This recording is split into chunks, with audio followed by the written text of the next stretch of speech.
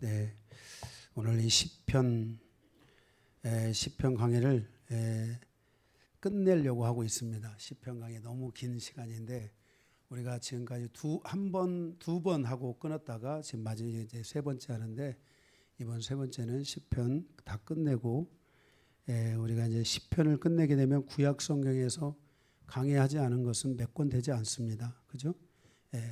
그리고 우리가 지금 사도행전 주일날 강해를 하고 있는데 사도행전 강해를 끝나면은 마지막 우리 신약 성경 강해하지 않은 마가복음 이어서 다 강해를 하려고 합니다. 오늘 이 시편 101편의 말씀을 통해서 진정한 예배자로 살라 이런 제목으로 함께 말씀을 나누도록 하겠습니다. 이 시편은 이 101편의 시편은 다윗의 왕위 즉위식 때 사용한 것으로 유다 지파의 왕위 즉위식 때 많은 왕들이 이 다윗 왕 이후로 많은 왕들이 이 시편 101편을 인용해서 즉위식 때 이것을 시로 읊기도 하고 노래하기도 한 바로 말씀이 시편 101편입니다. 이 이스라엘의 왕권 제도는 이스라엘뿐만 아니라 온 우주를 통치하시는 하나님께서 자신이 택한 자를 통해 친히 통치하신다는 의미를 담고 있는 그런 고백입니다. 그래서 하나님이 우리를 통치하시기 때문에 이 왕위 즉위식을 통해서 하나님의 통치를 자기 안에 받아들이고 나도 하나님이 말씀하시는 것과 같이 살겠다라는 이런 고백을 담고 있는 것이 바로 이 시편인 것입니다. 따라서 하나님의 택함을 받아 세워진 왕은 자신의 생각이나 자신의 뜻이 아닌 하나님의 뜻을 쫓아 나라를 다스려야 한다는 것을 기억해야만 하고 그것을 고백하고 알려주는 시편인 것입니다. 이것은 다윗이 왕이 되었을 때 나타냈던 바로 통치 이념으로서 다윗은 하나님의 인자와 공의에 기초한 규범을 따라서 백성들을 통치한다고 밝혔습니다. 오늘 본문에 나타나 있는 이와 같은 다윗의 통치 이념을 교훈으로 우리가 함께 은혜를 나누기를 원합니다. 오늘 이 본문의 말씀을 중심으로 세 개의 대주로 나눠서 함께 은혜를 나누기 원합니다.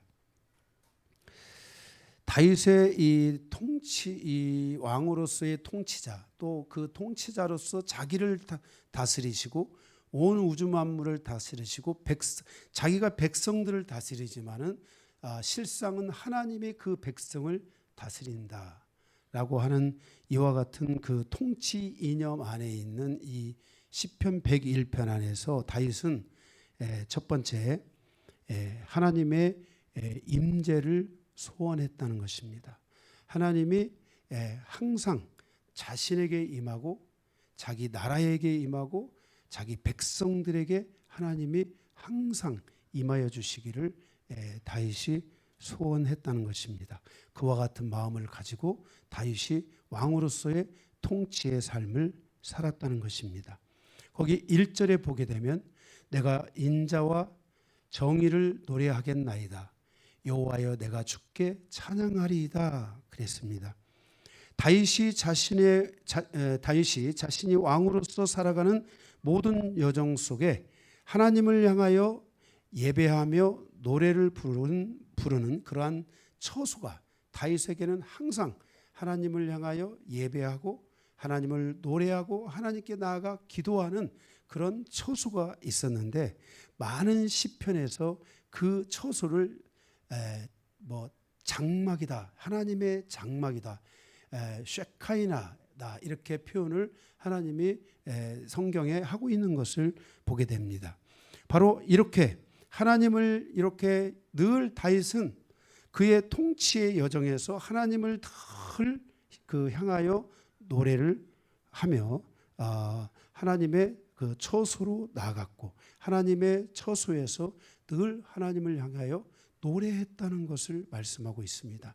여러분들도 여러분의 가정에서 여러분들이 무엇을 어떤 일을 하다가 하나님을 찬양하잖아요. 여러분이 차에서 일터에서 여러분들이 걸어가면서 노래를 하잖아요. 우리가 이 하나님은 하나님의 시간을 말할 때 그것을 카이로스라는 시간인데 그 시간은 공간을 의미하기도 합니다. 내가 하나님을 부르는 모든 공간, 그것이 바로 하나님의 시간이 되는 겁니다. 그래서 우리가 다윗이 이 하나님의 통치를 자기의 이 통치 이념 안에 받아들일 때 자기가 하나님을 찾고 하나님을 부르고 하나님을 노래하는 그 모든 공간 속에 하나님이 그 속에 항상 함께 해주시고 하나님이 그 속에 오시기를 바라는 그와 같은 기도와 함께 그와 같은 노래를 했다는 것입니다. 그래서 다윗이 오늘 여기 이 두 번 나오지 않습니까? 거기에 보게 되면은 위에 한번 보면 인자와 정의를 노래하겠나이다라가 나오고 그 다음에 두 번째로 내가 주께 찬양하리이다라고 이렇게 표현하고 있지 않습니까? 그런데 우리가 여기에 처음 나오는 이 찬송은 다윗이 하나님의 처소에서 노래를 부르는 겁니다. 노래를 내가 이렇게 직접 이렇게 그냥 내가 알고 있는 노래를 부르는 것입니다. 아버지 사랑합니다. 이 노래를 부르는 거예요. 그런데 두 번째 나오는 이 찬양은 이 자기 마음의 그 공간 안에 그 하나님의 처소, 하나님의 그 공간 안에서 느껴지는 그 하나님에 대하여 마음에 느껴지는 감동을 가지고 그것을 기록한 겁니다. 시로, 노래로, 기도문으로 이렇게 그것을 적은 것입니다. 우리가 성경에 보면 이런 노래들이 있잖아요. 다윗이 홍해를 건너고 나서 즉각적으로 거기서 하나님을 향하여 그 찬송하는 찬송시를 거기서 읊잖아요. 그렇죠? 그게 준비되어 있는 게 아니에요. 그 공간 안에서 역사하셨던 하나님을 내가 그대로 시로 노래로 그것을 기록하여 부르는 것이죠. 다윗이 이 시편의 주인공이 다윗이잖아요. 그러니까 다윗은 노래를 할 뿐만 아니라 그 하나님의 통치를 받아들이고 그 백성들을 받아들여서 그 백성들을 바라보면서 그 느껴지는 마음을 기록한 거예요. 이 시편이. 또 자기 마음에 그 느껴지는 하나님을 노래만 한 게 아니라 자기가 아는 노래만 한 게 아니라 그것을 기록해 가지고 여기다가 이렇게 기록해 놓은. 그래서 시편이 150편이나 되는 거예요. 성경에 장수로 말해서 가장 많은 장, 그게 바로 시편이잖아요. 한 장으로서 가장 긴 장, 시편 119편이잖아요. 그죠? 이렇게 다윗은 하나님의 그 시간이라는 공간 안에서 하나님이 자기를 다스려주고 자기 백성들을 다스려준 거예요. 다스려 주시기를 기도한 거예요. 또 그렇게 하나님 앞에 노래하는 거예요. 그런데 이렇게 다윗이 와서 하나님 이 백성들을 살펴주십시오 하고 이렇게 딱 했는데 여러분들이 이렇게 막 저를 향해서 뚫어지라 쳐다보잖아요. 응? 그죠? 그러니까 그것을 통해서 사슴이 시냇물을 찾아 뭐 이런 식으로 그때 그 자기 마음에 느껴진 것을 여기에 기록해 놓은 거예요. 이 시편이 얼마나 놀라운 것이고 다윗이 얼마나 그 하나님의 통치, 하나님의 그 시간 안에 거기에 머물기를 원했는가 하는 이 시적 감동이 있어야 시가 나오잖아요. 이 자기 영혼의 이 감동의 상태, 이 하나님을 향한 이 마음이 얼마나 충만했는가를 우리에게 보여주는 거예요. 여기에는 지금 1절에서는 다 두 개 다 노래하겠다, 찬양하겠다 그러니까 다 그냥 그렇게만 느껴지잖아요. 그냥 노래 반복이다 이렇게 생각하는데 그게 아니고 위에 있는 것은 자기가 아는 것을 가지고 하나님을 노래한 것이고 밑에 있는 찬양은 자기가 그 마음에 느껴지는 하나님을 기록한 내용의 찬양이라는 것을 우리에게 말씀해 주고 있는 것이에요. 다윗의 삶은 하나님을 향한 노래가 있는 삶이었습니다. 다시 말해서 늘 그는 하나님을 향한 노래가 없으면 살 수 없는 거예요. 하나님의 통치가 없으면 자기의 통치는 끝나는 거예요. 저희 하나님이 저를 통해서 많은 하나님의 여러 가지 역사들을 하나님이 베풀어 주셨죠. 제가 우리 영광교회 18년을 동안 세워지면서 초기 때는 얼마나 많은 병자들이 와서 치유를 받고 정말 암이 떠나가고 많은 일들이 있었지만은 하나님의 임재가 없으면 아무것도 할 수 없는 거예요. 내 힘으로 하는 게 아니에요. 성령님이 하셔야 되고 하나님의 말씀에 확신이 있어야 되고 하나님의 모든 은사가 움직여야 하는 것이지 제가 하는 게 아니에요. 이게 정말 수원시에 여기 큰 교회들 제가 여러분들에게 말하면 그 교회들 다 알 수 있는 그런 남문의 그 큰 교회도 있잖아요. 이런 교회들의 성도들이 와서 다 하나님 앞에 치유받고 각오했지만은 그러나 그것이 내가 할 수 있는 게 아니에요. 다윗이 여기서 우리가 다윗의 이 마음을 이 시편을 통해서 깨달아야 되는 것은 여러분들도 이러한 기도를 할 줄 알아야 돼요. 여러분들이 이 시적 감을 가지고 이 노래 한 곡절을 기록하지 못하더라도요, 여러분들의 처소에서 여러분들이 거하는 그곳에서 하나님이 나를 이끌어 달라고, 하나님이 나를 다스리고 통치해 달라고, 그리고 내가 넘어지고 힘들 때 이번 한 주간에 주셨던 그 말씀의 확신 가운데 하나가 주님의 십자가를 붙잡고 십자가를 부러뜨리는 성도가 아니라, 십자가를 버리는 성도가 아니라 주님의 십자가와 함께 영원히 주님과 함께 갈 수 있는.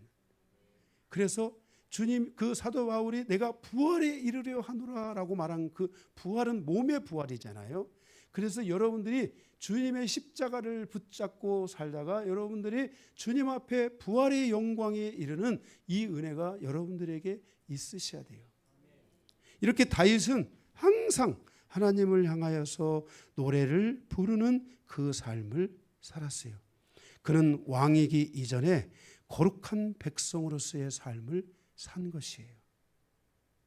목사도 마찬가지예요. 목사가 이제 이 목사 안수를 받기 전에요, 이 선서를 하는데요, 그 선서 가운데 5번째 조항에 이게 있어요.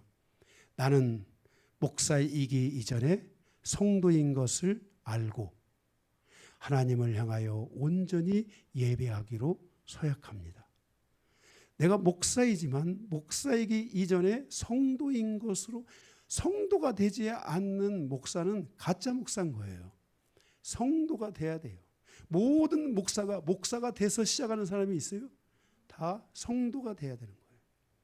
그래서 항상 목회자들도 자기가 목회자니까 자기는 그냥 아무렇게나 해도 되고 이게 아니라 오히려 성도보다도 더 성도 될 수 있는 그런 삶을 목회자가 살아야 돼요. 그러니까 다윗이 그랬던 거예요. 다윗 왕은 자신이 왕이었고 그는 얼마나 위대한 왕이었습니까? 그러나 그는 왕이기 이전에 그는 하나님의 백성으로서 하나님의 자녀로서의 삶을 살아가며 그는 늘 하나님을 향하여 노래를 불렀다는 것이에요. 하나님께서 우리들에게 각자에 맞는 일터를 주셨지만 우리는 하나님의 거룩한 백성으로 살아가야만 합니다. 이러한 믿음을 통해서 우리는 진정한 예배자로 서는 겁니다. 예배자는 교회에 와서, 오늘 말씀의 핵심이 그거예요.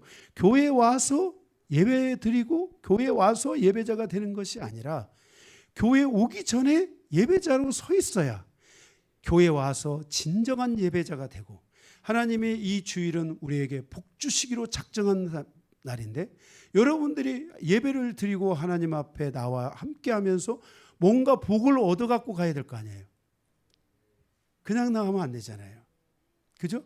그리고 여러분들이 삶으로 돌아가서 이 예배가 계속되는, 이 예배가 우리의 삶에 계속해서 이루어져 가는, 이것을 우리에게 완벽하게 드러내주고 있고 이것이 이러한 삶이 무엇인가를 우리에게 나타내주고 있는 시편이 바로 이 시편 101편인 거예요. 왕의 즉위식 때 선서를 하면서 나는 하나님 앞에 이렇게 내가 왕으로서 살기로 선서합니다.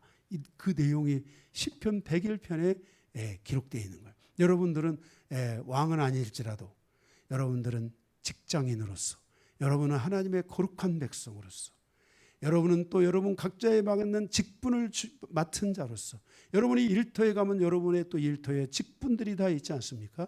여러분들이 그러한 분으로서 하나님 앞에 나도 이렇게 하나님의 통치 아래, 하나님의 임재 아래 내가 살겠습니다.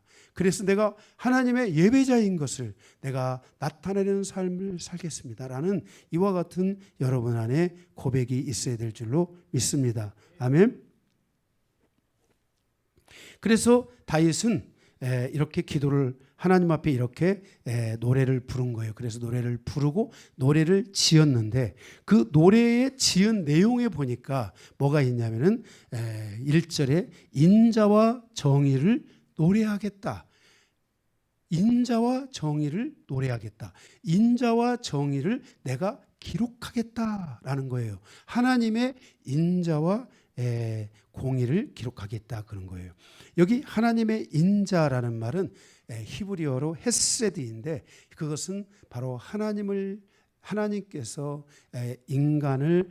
하나님의 인간을 향한 사랑입니다. 하나님의 사랑을 내가 노래하겠다. 하나님의 사랑을 내가 기록하겠다. 하나님의 사랑을 내가 모든 사람에게 알게 하겠다. 그래서 여러분들은 사랑의 대사들이 돼야 돼요. 여러분들이 예수 믿고 여러분 예수 믿기 전 상처받고 아프고 힘들어서 남을 사랑할 여력이 없었잖아요. 미워할 여력은 남아 있어도 사랑할 여력이 안 됐잖아요. 그런데 여러분들이 신앙생활을 하고 예수를 믿게 되면 여러분의 이 심령 안에 변화가 와야 돼요. 예수를 믿으면 변화가 와야 돼요. 그것 가운데 하나가 바로 이 사랑이에요. 제가 이 아가페 사랑이 얼마나 중요한지에 대해서는 제가 요한일서 강의를 하면서 여러분에게 말씀을 드렸어요. 이 아가페 사랑이라는 것은 헬라가 세상을 지배하고 철학이 세상을 지배하는 그때에 바로 아가페라는 단어가 없었잖아요. 그런데 예수 그리스도를 통해서 이 아가페라는 새로운 사랑에 대한 정의가 하늘로부터 이 땅에 이 철학이 세계를 지배하고 전쟁이 세계를 지배하고 인본주의가 세계를 지배하는 이 땅에 이 하나님의 아가페라는 사랑의 단어가 딱 하고 떨어진 거예요. 그 사랑이 떨어져서 노마 위에 그것이 꽝 떨어져서 노마 위에 사랑이 실행되면서 노마가 항복하고 노마를 기독교에 바치는 사건이 중세잖아요. 아멘. 콘스탄틴 황제가 이 기독교의 사랑 앞에, 하나님의 사랑 앞에 노마라는 나라를 맡긴 거예요. 그래서 기독교가 세계 1000년을 지배했는데 그게 1000년이 엉망진창이 됐잖아요. 사랑으로 시작된 은혜가 이 사랑이 빠지게 되니까 이게 엉망진창이 된 거예요. 너무 아픈 시간이죠. 어쨌든 간에 하나님의 이 사랑을 노래하겠다. 인간을 향한 사랑, 나를 향한 사랑. 여러분들이 기억해야 될 것은 하나님은 God is love. 바로 요한일서 4장 8절에 있는 하나님은 사랑이다. 이 말은 이 헬라어적 표현은 뭐냐면 하나님은 사랑하시는 분이다. 이거는 일방 통행이에요. 하나님은 내가 너를 일방적으로 사랑한다 이 뜻이에요. 내가 너를 일방적으로 사랑한다.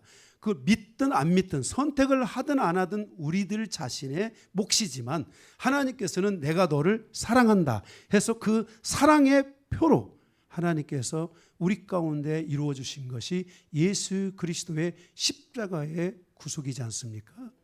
아멘. 그래서 하나님의 사랑은 이 우리를 향하여서 사랑하시는 분이라는 거예요. 여러분들이 이제 이 신앙생활을 통해서 여러분들이요, 이 변화가 와야 될 것 중에 하나가요, 이 하나님의 사랑에 대한 변화가 와야 여러분의 인생이 뒤집어집니다. 여러분 하나님이 요한아 내가 너를 사랑한다 하는 이 음성을 여러분 하나님의 음성으로 들어보신 적이 있으십니까? 만약에 여러분들이 하나님이 여러분을 사랑한다는 이야기를 들으면 여러분의 인생은 그때부터 이제 새로운 전환점이 이루어지게 되는 것입니다. 인간적인 사랑도 사랑하는 사람을 만나면 전환점이 이루어지잖아요. 바꿔지잖아요. 하나님의 사랑은 말할 것도 없어요. 그래서 여러분들이 이 하나님의 사랑에 대하여 여러분들이 깊이 기도해야 돼요. 이 다윗은 하나님이 나를 사랑하시고 하나님이 모든 백성을 사랑하시고 모든 인류를 사랑하신다는 이 마음을 가지고 다윗의 이 여정이 시작됐을 때 다윗이 그 땅을 많은 땅을 후에 차지하잖아요. 그런데 그 땅에 있는 사람들이 거기서 다윗을 원수로 삼았어요? 아니면 다윗을 사랑했어요? 다윗을 사랑하고 하나님을 사랑한 거예요. 여러분들이 성경을 자세히 보면요, 이 내용이 다 나와 있어요. 그래서 거기에 있는 정말 그 어린아이 애굽의 한 소녀마저도 다윗을 돕고 모든 사람이 다윗이 정복을 하러 땅을 뺏으러 가는데 거기에 땅에 있는 사람들이 그 다윗 왕을 돕는 거예요. 그래서 다윗 왕이 많은 땅을 지배할 수 있게 된 거예요. 이 모든 게 뭐냐? 바로 하나님의 사랑이 우리를 통치하고 있다라는 것을 다윗이 이게 노래하고요. 또 다윗이 그것을 시로 적어서 기도문이 되게 하고 시로 적어서 노래가 되게 했다는 것이에요. 놀랍잖아요. 그죠? 하나님 여러분을 사랑하십니다. 이거를 제가 하는 게 아니라 다윗이 여기에 딱 왕이 서서 하나님이 김봉찬 집사님을 사랑하십니다 했다면 아마 김봉찬 집사님은 거기 그 하나님의 기름 부심 안에서 거기서 벌벌 떨고 아마 울었을 거예요. 그렇죠? 그랬을 것 같아요. 왜냐하면 그 하나님의 사랑의 임재를 가지고 있다는 것 그 자체는 너무나 중요한 거거든요. 그 다음에 또 하나는 하나님의 공이라고 했어요. 이 하나님의 공이라는 것은 이거는 히브리어로 미슈파트예요. 제가 이 미슈파트가 구약 성경에서 이 헤세드와 미슈파트는 구약 성경의 대표적인 구절이에요. 매우 중요해요. 이 미슈파트는 뭐냐면은 하나님의 이웃을 향한 가르침, 이웃을 향한 질서에 대해서 말하는 거예요. 그러니까 다윗이 이렇게 보면 내가 하나님께서 이웃을 어떻게 다스리는지를 내가 노래하겠다. 하나님께서 이웃을 어떻게 사랑하시는지를 내가 글로써 기도로 적겠다, 노래로 적겠다라고 말씀하고 있는 거예요. 하나님이 인간을 통치하는 방식, 하나님이 인간을 통치하는 질서, 바로 그 질서가 바로 인자와 공이라는 것을 말씀하고 있는 것이에요. 우리는 하나님의 사랑에 대한 은혜가 우리 안에 분명하게 와야 되고 이웃에 대한 이 미슈파트 이것은 이웃에 대한 판결이에요. 우리는 이웃을 함부로 판결해서는 안 돼요. 하나님의 질서를 따라 판결해야 되고 말씀을 따라 판결해야 되고 우리는 기도로서 판결해야 돼요. 함부로 막 여기 오늘 말씀에 있지만은 막 함부로 이웃을 말하고 막 이웃을 막 죽이고 말로 죽이고 이런 일을 하면은 나중에 하나님 앞에 지옥 가는 거예요. 다 멸망받아. 나중에 하나님 앞에 가서 다 심판받을 거예요. 하나님은 그냥 심판하는 게 아니라 이 주신 말씀이 기준이 되어서 우리를 심판하신다는 사실을 반드시 기억해야 돼요. 다윗은 바로 이와 같이 이 본 시편을 통해서 하나님의 처소에 들어가서 이 땅에 사는 모든 백성들이 하나님의 사랑을 받으며 이웃 간에 서로가 서로를 올바른 질서 위에서 살아가기를 간절히 바라면서 오늘 다윗이 하나님 앞에 노래하고 있는 것을 말씀하여 주고 있습니다. 바로 이러한 가르침이 바로 오늘 이 시편에서 통치자의 기준에서 우리에게 말씀되어지고 있는 것입니다. 누가 하나님의 가르침을 따라서 실천해 갈 것인가? 성도는 여기에 반응하고 응답하고 순종해야 합니다. 오늘 여러분들이 이 말씀을 들었다면, 이 말씀이 하나님의 말씀이라는 것을 믿으신다면 여러분들이 이제는 이 하나님의 이 사랑과 이웃을 향한 올바른 판결에 대한 이 질서가 성경에 얼마나 중요한 질서인가를 알고 여러분들이 잘못된 판결을 했던 입술이 있다면 여러분은 그 입술을 멈추고 이제 하나님의 올바른 판결로 내가 살아가고자 하는 그런 마음이 있어야 되고 거기에 여러분이 자꾸만 넘어진다면 여러분들은 십자가를 붙잡는 것을 생활화하셔야 될 줄로 믿습니다. 예, 아멘. 거기 2절에 보면은 그러므로 모든 통치자와 모든 백성들은 첫째로 하나님의 가르침에 대하여 완전한 길로 나아가야 됩니다. 이제 여러분들이 이렇게 하나님의 말씀에 이렇게 시편을 통해서 가르침을 받았잖아요. 그렇다면 여러분들은 여기서 그냥 듣고 끝나면 안 됩니다. 이제 완전한 길로 가야 됩니다. 이 완전한 길로 나아가기를 주의해야 된다 그랬는데, 주의해야 된다라는 말은 이 히브리어로 사칼이라는 말로서 이 말은 지혜롭게 하다라는 뜻입니다. 여러분들이 이웃에 대하여, 하나님의 사랑에 대하여 지혜로운 사람이 돼야 됩니다. 하나님을 막 원망하고, 내가 기도한다고 기도 응답 안 한다고 막 하나님을 원망하고, 하나님은 내가 너를 사랑해 계속 너를 사랑한다고 하는데, 나는 내 욕심에 치우쳐 가지고 기도에 대한 올바른 방향성을 잡지 못한 채 하나님을 막 원망하고 불평하고 이런 삶을 우리가 살아가면 돼요, 안 돼요? 안 된다는 거예요. 우리가 이 하나님의 질서에 대하여, 말씀에 대하여 우리가 완전한 자로 나아갈 것을 주께서 말씀합니다. 그래서 여러분들이 이 말씀에 순종하고 나가시기를 바랍니다. 둘째로는 거기 2절에 주님의 가르침에 대하여 완전한 마음을 가지고 행하여야 한다는 것입니다.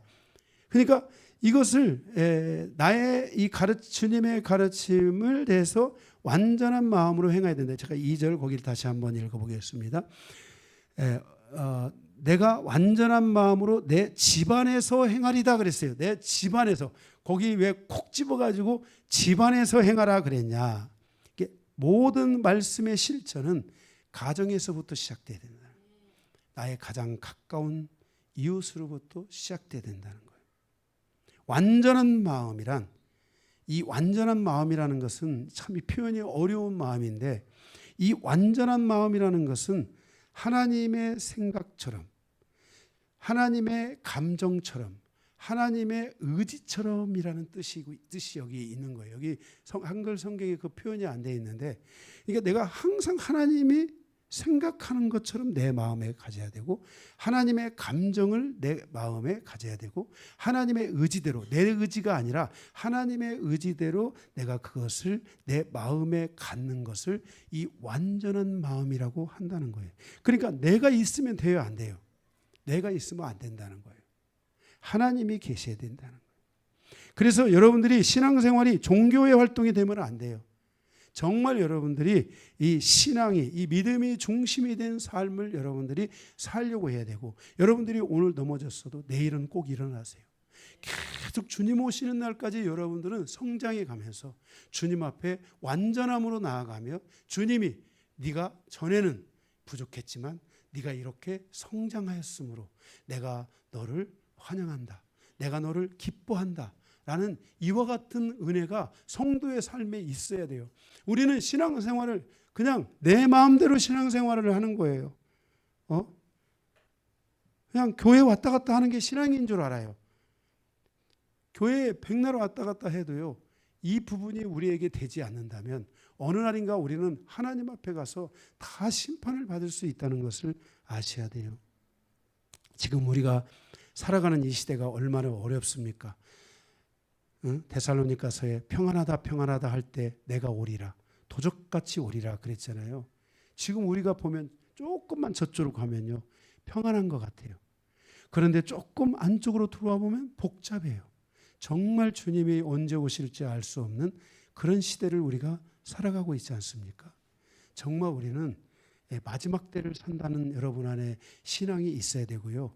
마지막 때이기 때문에 여러분들은 여러분의 신앙을 올바르게 지켜야 돼요. 이게 아주 중요한 부분입니다. 그래서 여러분들이 이러한 삶을 통해서 여러분들이 계속해서 여러분들이 이렇게 하나님의 임재 안에서 하나님을 향하여 찬양하고, 또 하나님의 임재 안에서 나아가고 기도하고, 이런 삶을 살면서 그 안에서 하나님의 이 사랑과 하나님의 이웃에 대한 질서와 이런 것들이 계속 우리의 삶에 계속 머물러 있도록 해야 돼요. 그러면 만약에 여러분들이 이러한 하나님의 질서 아래에 있게 된다면 하나님이 여러분과 함께 하신다고 약속하셨어요. 말씀에. 이게 여러분이 이렇게 한번 1년을 살아보고요. 3년을 살아보고 5년을 살아보고 이게 신앙생활이잖아요. 이렇게 한번 살아보세요. 몇 년 만에 하나님이 응답을 주시나. 정말 하나님이 나의 일거수일투족 속에 함께 하실 뿐만 아니라 나의 일터에, 나의 기업 위에 함께 하시고 하나님이 나의 삶의 모든 것을 윤택하게 하시는 이런 은혜들을 하나님이 반드시 베풀어 주실 것입니다. 큰 2번입니다. 큰 2번. 이렇게 하나님의 은혜 안에 질서 안에 완전한 자로 나아가며 하나님의 임재 안에 살아가는 우리는 그 안에서 그 하나님의 질서 안에 우리가 영원히 거하고 하나님의 질서 안에서 우리가 승리하는 자로서 살아가기 위해서 두 번째 자신을 지키는 자가 되라 그랬습니다. 여기 자신을 지키는데 몇 가지를 말씀하냐면 세 가지를 말씀하고 있어요. 자신을 지키는데 거기에 이것은 자신을 여기서 지킨다는 것은 우리가 하나님의 임재 아래 살아가는 우리는요 진리적 성향이 돼야 되고요 진정성이 있어야 돼요. 내가 하나님의 은혜 안에 있다라는 거에 대한 나의 진정성이 있어야 되잖아요. 그렇잖아요. 그래서 자기를 지켜야 되는데 첫째로는 악한 것으로부터 자신을 지키라 그랬어요. 3절에 보면은요. 너는 비천한 것을 내 눈에 두지 아니할 것이요 그랬어요. 거기 비천한 것을 두지 말라. 비루한 것, 비천한 것을 두지 말라 그랬습니다. 여기 이 비천한 것, 비루한 것이라는 것은 선하지 않은 것. 또 다른 표현으로는 사단의 질서를 내 눈앞에 두지 말라라는 거예요. 이게 하나님의 선하심이 아니다 하는 것은 내가 하나님 나와 함께 해 주십시오 이렇게 우리가 고백하고 내가 하나님이 원하지 않는 질서 가운데 가면 안 되겠죠. 그렇죠? 그래서 하나님이 나와 함께 해 주십시오라고 내 마음에 소원을 했으니까 거기에 선하지 않은 것이 있지 않도록 노력을 하라는 거예요. 거기에 여러분들이 항상 이 사단의 질서나 이런 것들이 있지 않도록 하라는 거예요. 근데 여러분들이 살아가다 보면 그래도 넘어지잖아요. 그럼 여러분이 거기서 넘어져서 낙심하고 절망하면 돼요, 안 돼요? 의인은 7번 넘어져도 8번째 일어난다고 했잖아요. 그래서 여러분이 십자가를 지팡이로 삼아서 일어나는 거예요. 내가 살다 보면 나도 모르게 시간은 지나가 버리거든요. 나도 모르게 내 삶의 시간과 행위가 내가 했던 나의 잘못된 삶이 순간적으로 지나갈 때가 있어요. 있어요, 없어요? 있잖아요. 그때 여러분들이 십자가를 붙들고 일어나면 돼요. 우리는 절대로 그것 때문에 하나님이 심판하지 않으세요. 우리가 거기서 돌아오지 않기 때문에 심판받는 거지 돌아오는 자에게는 항상 하나님이 우리를 긍휼히 여기시는 거예요. 예수의 피는 우리의 허물과 우리의 죄악에 대하여 영원히 용서했다라고 말씀하고 있어요. 하마르티아에서부터 파라토마, 하마르티아 원죄로부터 오는 죄의 질서와 파라토마 일상에서 짓는 나의 모든 죄를 예수님의 피로 다 용서했다고 말씀하고 있어요. 그래서 우리는 내가 죄를 지어서 지옥 가는 게 아니에요. 거기서 일어나지 않으니까 우리가 위험해지는 거예요. 우리는 7번을 넘어져도 8번째 일어나면 되는 거예요. 아멘? 그래서 그럼 난 오늘 죄짓고 또 일어나고 죄짓고 이런 악한 심성을 가지고 살아가는 분들이 있어요. 해보세요. 만약에 여러분들이 죄짓다가 죽으면 어떻게 할게요? 죄지었는데 내가 일어나지 못했는데 교통사고가 났어. 그러면 돼요, 안 돼요? 안 되잖아. 우리가 이런 정말 죄와 싸우려고 하지 않고 죄를 이기려고 하지 않고 그죠? 여러분들이 죄를 자꾸 뭔가 피해가려고 하고 죄를 좀 더 지으려고 하고 이런 여러분들이 이런 마귀의 이런 질서를 두지 말라는 거예요. 선하지 않은 것을 두지 말라는 거예요. 악한 것으로부터 지켜야 돼요. 선하지 않은 것. 이게 선하지 않다. 그러면 내가 그것을 내게 두지 말아야 돼요. 그것으로부터 나를 지켜야 돼요. 내가 그것에서 넘어졌어요. 넘어져도 일어나요. 지켜요. 하나님 나는 당신의 자녀입니다 하고 일어나면 되는 거예요. 할렐루야. 예? 여러분들이 승리하는 삶을 이렇게 살아가야 될 줄로 믿습니다. 예. 두 번째로는 거기 3절에 보면 3절에 배교자들의 행위를 내가 미워하오리니 나는 그 어느 것도 붙들지 아니하리다 그랬어요. 여기 배교자의 행위로부터 자신을 지켜야 돼요. 이 배도자 이 말은 무슨 말이냐면은 반역자 또는 빗나간 행동 이런 것을 말해요.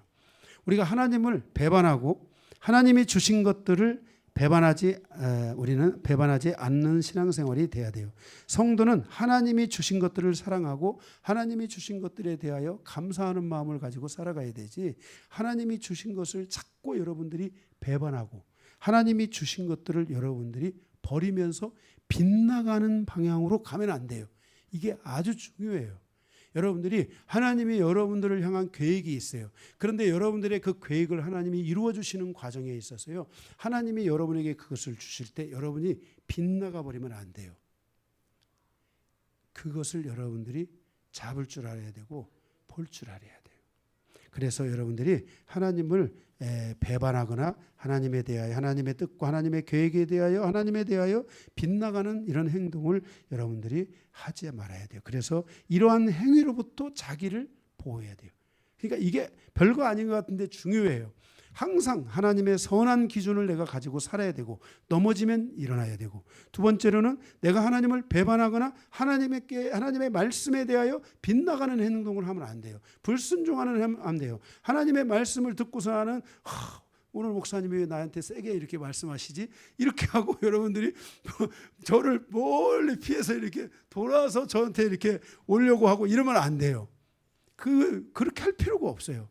제가 여러분을 뭐 알고 얘기합니까? 제가 여러분을 개인적으로 전 여러분을 개인적으로 하는 그런 게 없어요. 말씀을 강해할 뿐이에요, 전. 아멘? 그런데 여러분들이 여기서 빗나갔을 때 이 말씀의 핵심은 뭐냐? 일어나면 돼요. 의인은 7번 넘어져도 8번째 일어나면 돼요. 일어나세요. 그냥 툴툴 털고 일어나세요. 그리고 하나님 앞에 미소 한번 짓고 가는 거예요. 아멘? 또 마귀가 여러분을 건드렸으면 마귀한테 미소 한번 져주세요. 그럼 마귀가 무서워서 도망가요. 마귀는 우리가 웃으면요 제일 싫어해요. 마귀를 여러분들이 바라본다고 생각하고 공간에서 마귀를 바라본다고 하면 확 웃어줘 보세요.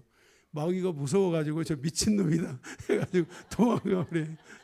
진짜로 여러분, 마귀가 여러분이 웃으면요, 여러분들이 마귀가 여러분하고 30년 50년 살았잖아요. 그러면 여러분 무엇을 통해서 마귀가 여러분을 공격하냐면요, 여러분의 표정. 여러분이 얼굴에 표정을 딱 보고 하다니까 제 이렇게 건드니까 제가 화내는구나. 그리고요, 옆에 가까운 사람을 통해서 그렇게 건드려요. 그러니까 그 사람이 얼굴 표정이 달라지는 거예요. 사단이는 박수 치는 거예요. 계속해라 하고. 그런데 그러한 사단의 여러분이 정체를 자꾸만 여러분들이 알고요, 한 번씩 웃어주세요. 그러면 사단이는 그냥 정말 이제 불편해서 가버립니다. 여러분들이 털고 일어나셔야 돼요. 아멘. 오늘 또 여기에 걸리는 분은 없을 거라고 생각하지만 혹시 나는 걸린다 이런 게 있으면 일어나세요. 그냥 그것 때문에, 이 말씀을 때문에 여러분들이 하나님이 이렇게 말씀하시는데 나 어떻게 해야 돼, 이렇게 하지 말고 그냥 일어서면 돼요. 할렐루야. 네, 세 번째로는 거기 4절 5절에 보면은요, 사특한 마음이 내게서 떠날 것이니 그랬어요. 이 사특한 마음으로부터 자기를 지켜야 돼요. 이 사특한이라는 것은 구부러진, 삐뚤어진 행위를 말하고 있어요. 어떤 것에 대하여 방향을 바꾸는 것이죠. 맞는 것을 틀리다고 하고, 그죠? 틀린 것을 맞는다고 하고, 좋은 것을 나쁘다고 하고, 나쁜 것을 좋다고 하고, 다 좋다고 하는데 자기만 나쁘대. 이렇게 방향을 바꾸는 이러한 것들의 행위를 버리라는 거예요. 이게 자기를 지켜야 돼요. 아멘? 우리는 이게 요한일서의 핵심이 뭐냐면, 너희는 그 공동체 안에 속하라 그랬잖아요. 누가 좋아요 그러면은요, 그냥 싫어요 이러지 말고 같이 붙여가야 돼요. 공동체라는 것은 이 아주 중요한 거예요. 좋아요, 아니 잘못된 것을 좋아요 가라는 게 아니라, 다 모든 분들이 보편적으로 좋아요 그러는데 나 혼자 나쁘다고 삐뚤어지면 안 돼요. 그게 정말 진리에 대하여 서기 위해서 내가 그것에 대하여 그 방향을 바꿨다면 그거는 너무 중요하죠. 그렇죠? 에레미야가 거기에 하나냐를 비롯한 그 예언하고 선지자들이 2,000명이나 있었어요. 그런데 에레미야 선지자만 오로지 하나님의 진리를 말했어요. 그 진리를 말하는 것 때문에 그 선지자들과 제사장들과 왕의 그룹들이 그 에레미야를 정말로 어두운 감옥에다 가졌어요. 거기에서는 나오기가 어려워요. 그런데 하나님이 극적으로 거기서 에레미야를 건져주시잖아요. 이런 경우면 해야죠. 그런데 이게 아니라면 이게 하나님의 뜻이구나. 이게 하나님의 계획이라는 거 하는 것을 다 아는데 꼭 이렇게 좀 마음을 좀 다른 사람이 좋아하면 싫어하고 싶은 마음 이런 것들이 있다면 여러분들이 오늘 이것을 지켜야 돼요. 자기를.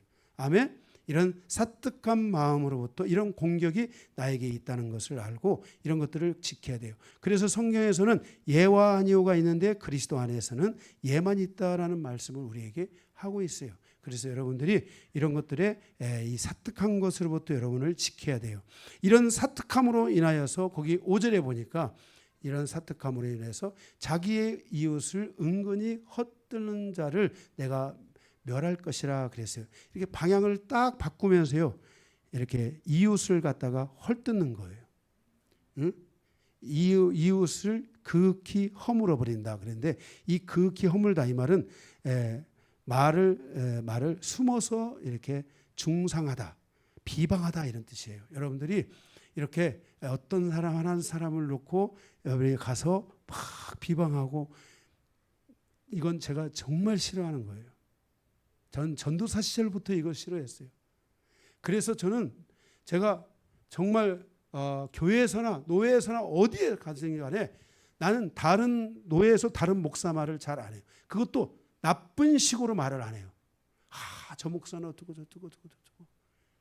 저는 그런 거 딱 질색이에요. 제가 여러분들이 있었지만은 어떤 권사님은 뭐가 나쁘고 어떤 집사님은 뭐가 좋고 이런 얘기 제가 하는 거 들어보셨어요? 전 이런 것 자체를 싫어해요.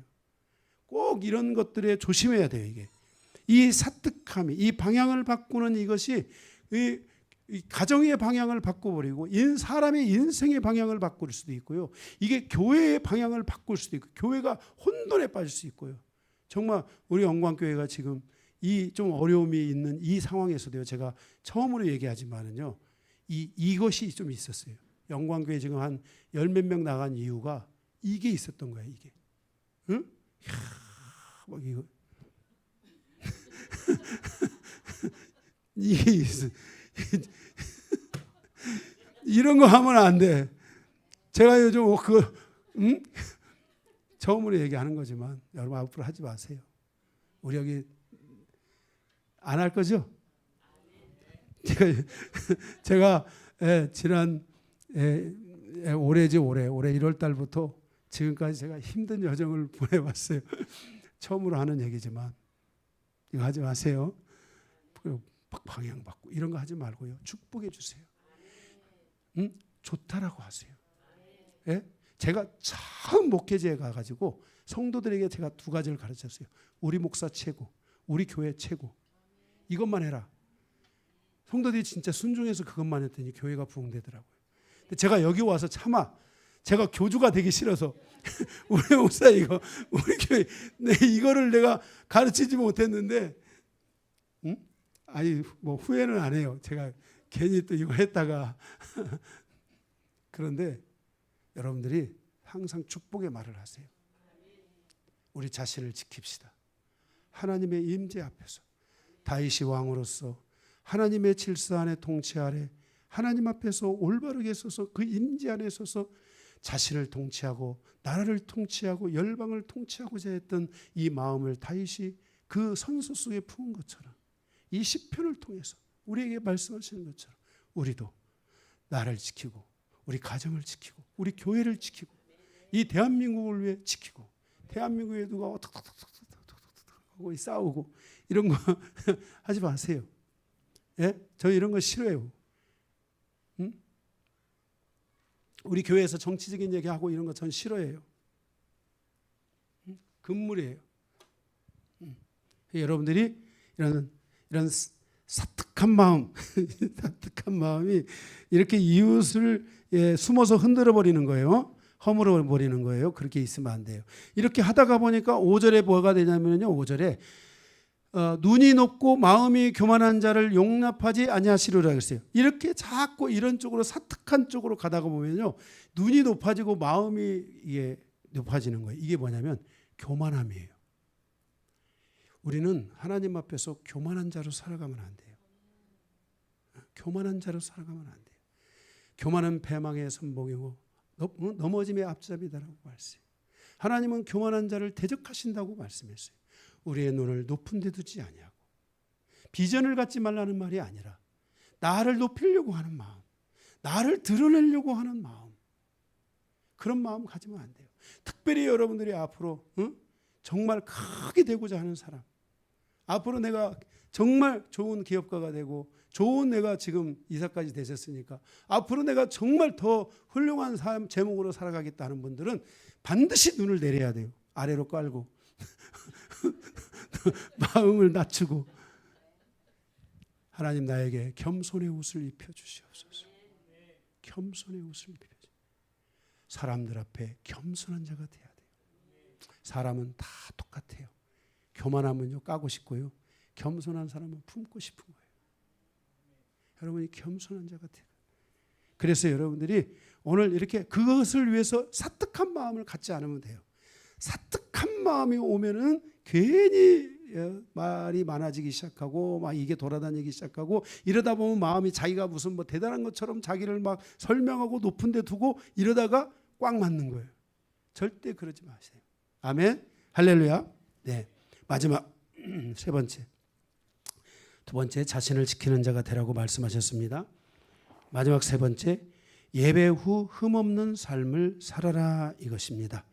그러니까 예배 후의 삶이 중요하다라는 거. 예배 전의 삶과 예배의 삶과 예배 후의 삶이 중요하다는 거예요. 6절에서 8절인데 모든 예배를 마치고 모든 하루의 삶을 살아가는 삶을 마치고 삶의 현장으로 내가 돌아갈 때, 가정으로 다시 돌아올 때, 가정에서 삶으로 나아갈 때, 또 교회에서 예배를 드리고 이제 삶의 현장으로 나아갈 때, 기도하고 밖으로 또 나아갈 때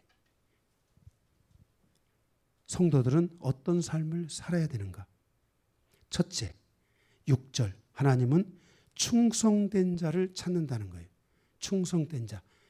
내 눈이 이 땅에 충성된 자를 살펴 나와 함께 살게 하리니 그랬어요. 충성된 자를 살펴서 하나님이 함께 살아주시겠대요. 내 일터에서, 내 기업의 현장에서, 내 가정에서, 나의 삶의 모든 곳에서 하나님이 함께 살아주시겠대요. 여러분 잘 안 느껴지죠? 하나님이 잘 안 잡아지죠?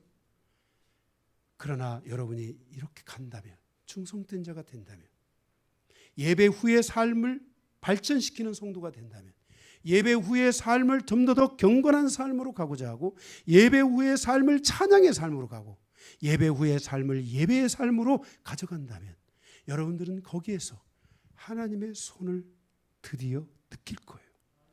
하나님이 나와 함께 하시는구나 하는 것을 여러분들이 느끼실 것이라고 분명히 말씀드립니다.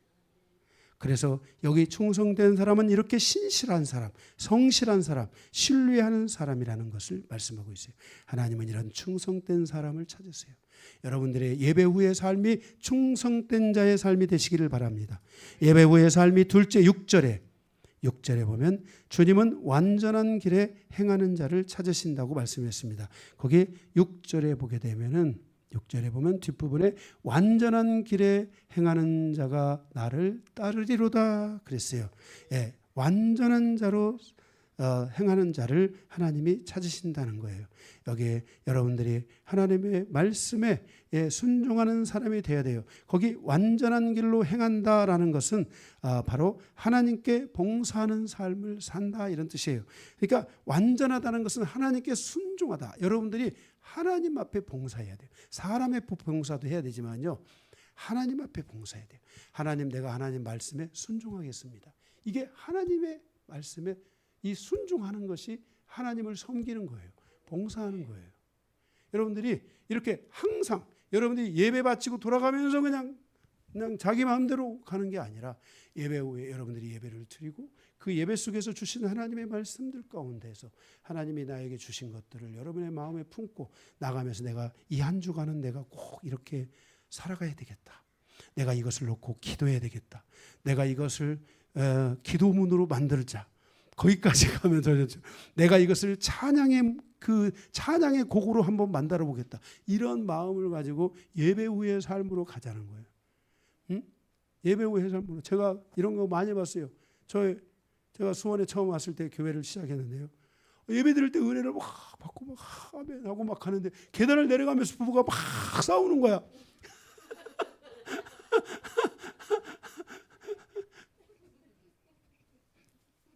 우리 장로님 되셨어요. 제가 잠시 수원을 떠난 틈에 다른 데 가서 장로님이 되셨는데 그러면 제가 불안한 거예요. 계단 내려가는데 벌써 큰 소리 나면 불안해요. 저렇게 하다가 다음 주에 안 오시면 어떻게 하지? 그런데 우리는 계속 주님을 향해서 변화돼야 돼요. 7번 넘어져도 8번째 내가 일어나자는 이 믿음은, 우리의 믿음은 주님 오시는 데까지 가야 돼요. 사도 바울이 그랬잖아요. 내가 죽는 날, 사도 바울이 마지막 죽음에 이르렀을 때 내가 믿음을 지켰다. 그 믿음이 누구 믿음이에요? 나의 믿음이에요. 내 믿음을 지켜야 돼요. 마지막까지 지키는 거예요. 여러분이 지금 지켜도 마지막 못 지키면 꽝이에요. 여러분이 지금 부족해도 마지막 꼭 지키세요. 마지막까지 지키세요. 그 여러분들이 여러분의 연약함 때문에 넘어지지 말고 그 연약함 때문에 일어나셔야 돼요. 그리고 마지막까지 지키고 하는 그런 신앙이 여러분들에게 있으셔야 돼요. 그래서 여러분들이 완전한 길로 여러분들이 계속 완전한 길이라는 건 진행형이잖아요.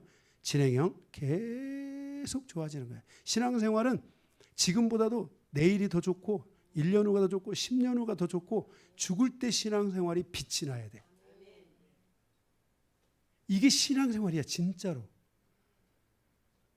응? 내가 우리 영광교회 내가 성도들 몇 안 되는 성도들 와 계시지만 이분들 가운데는 지금 막 더 성장하는 분들이 계세요. 계속 성장하는 분. 응?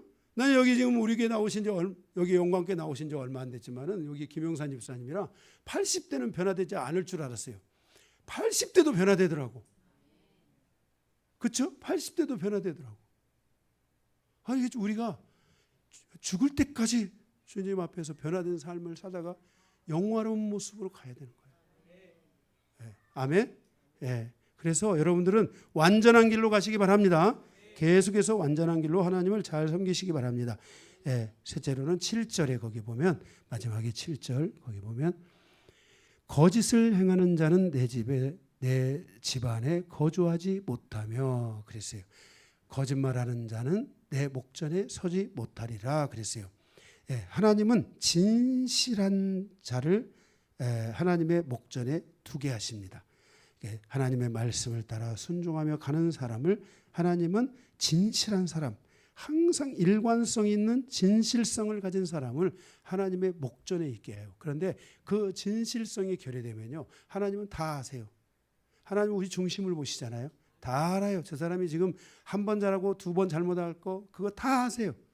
그 사람이 지금 한 번을 잘못해도 계속 잘할 것이라는 것을 여러분들이 하나님 앞에 여러분의 신앙의 진정성, 성도의 진실함의 진정성을 하나님 앞에 보여드려야 돼요. 아멘. 예, 그렇게 여러분들이 살아가신다면 마지막 8절 보고 마치겠습니다. 8절에 뭐라 했습니까? 아침마다 내가 이 땅의 모든 악인을 멸하리니 악을 행하는 자는 여호와의 성에서 다 끊어지리로다 그랬어요. 자, 이렇게 하나님의 임재와 하나님을 예배하는 자의 삶과 같은 이 하나님의 통치 아래서 살아가게 된다면 아침마다 하나님의 은혜가 우리의 삶에 단비처럼 내린다는 거예요. 아침마다. 진정한 예배자는 예배 때만 은혜 받는 것이 아니라 삶의 현장에서 은혜를 받는 사람이 돼야 돼요. 삶의 현장에서, 직장에서, 가정에서 은혜를 받는 사람이 돼야 돼요. 가정에 있는데 은혜가 와야 돼요. 직장을 갔는데 거기서 은혜가 와야 돼요. 하나님의 은혜가 와야 돼요. 계속해서 은혜가 와야 돼요. 우리 영광교회는 지금까지 하나님이 그렇게 인도하셨어요. 이렇게 여러분의 삶의 현장에서 계속 하나님의 은혜가 계속 오고 또 오고 또 오는 이런 은혜가 있기를 바랍니다. 그래서 교회 올 때 여러분의 얼굴을 탁 보고 한 주간 은혜 받고 왔구나. 이런 은혜가 있기를 주님의 이름으로 축복합니다. 말씀 마치겠습니다.